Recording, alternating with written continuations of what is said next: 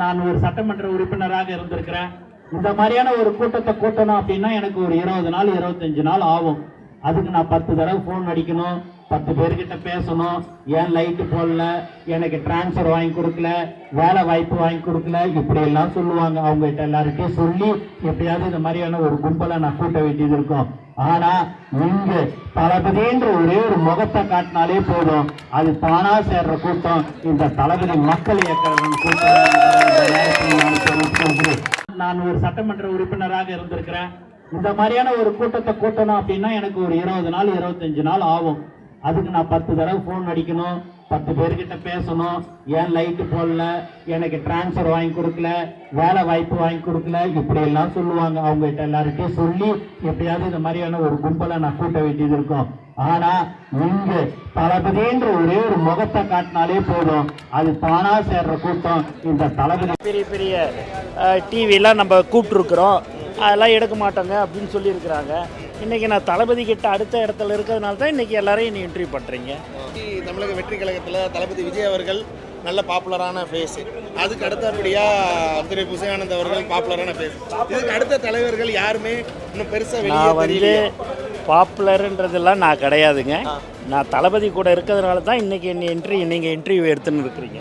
எங்களுடைய முகவரியே எல்லாருக்குமே தளபதி தான், எதுவாக இருந்தாலும் தளபதி தாங்க. நான் சட்டமன்ற உறுப்பினராக இருந்திருக்கிறேன், அப்போ வந்து ஃபங்க்ஷன்லாம் பண்ணியிருக்கிறேன். அப்போல்லாம் வந்து பெரிய பெரிய டிவிலாம் நம்ம கூப்பிட்ருக்குறோம், அதெல்லாம் எடுக்க மாட்டோங்க அப்படின்னு சொல்லியிருக்கிறாங்க. இன்றைக்கி நான் தளபதி கிட்ட அடுத்த இடத்துல இருக்கிறதுனால தான் இன்றைக்கி எல்லாரையும் நீ இன்டர்வியூ பண்ணுறீங்க இல்லையா? அது யாரால? அது தளபதியால் தானே.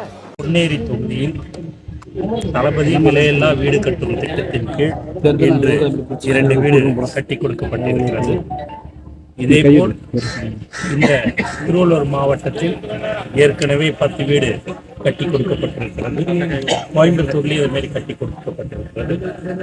இது படிப்படியாக அந்தந்த மாவட்டத்தில் உள்ள ஏழை மக்களுக்கு தமிழக வெற்றி கழகம் சார்பாக இருக்கும் நிர்வாகிகள் அதை செய்வார்கள் என்பதை இந்த நேரத்தில்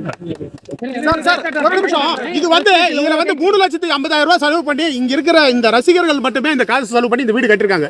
அதாவது தளபதி இப்பதான் புதுசா கட்சி ஆரம்பிச்சிருக்காரு, அதாவது விஜய். ஆனா அவரு தான் இதுக்கு செலவு பண்ணிருக்கணும், அவரு தான் மேலிடத்துல இருந்து இதுக்கு ஃபண்ட் கொடுத்துருக்கணும். இலவச வீடு என்னும் போது நீங்க வந்து ரசிகர் கையில காசு வாங்கி வீடு கட்டி கொடுக்குறது எதுக்கு அந்த பேர் வைக்கணும்? அப்ப ரசிகர் தளபதி ரசிகர் மன்ற இலவச வீடு அப்படித்தானே சொல்லி இருக்கணும். நீங்க ஏன் விஜய் பேர் வச்சிருக்கீங்க? நீங்க வந்து இதை வந்து நீங்க வந்து கட்டி நாங்க கொடுத்துருக்குறோன்றது சொல்லியிருக்கோம், புரியுதுங்களா? இது வந்து அவரு கொடுத்தாரா இவங்க செஞ்சாங்களான்றதை நாங்க சொல்றோம். தளபதி விலையெல்லாம் வீடு கட்டுறதுக்கு கீழே நாங்க இதை கட்டி கொடுத்துருக்குறோம்ன்றது இந்த நேரத்தில். அதுதான் சார், ரசிகர் மன்றத்தை கொஞ்சம் சேர்த்துருக்கணும்ல. தளபதி ரசிகர் இலவச வீடு தான் சொல்லிருக்கீங்க. தளபதி விலையெல்லா விருதக வீடு கட்டி கொடுக்குறோன்றது பாத்தீங்கன்னா நாங்க தளபதி பணம் கொடுக்குறாரா இல்லையான்றதெல்லாம் உங்களுக்கு தெரியுமா? சொல்லு, தெரியுமா?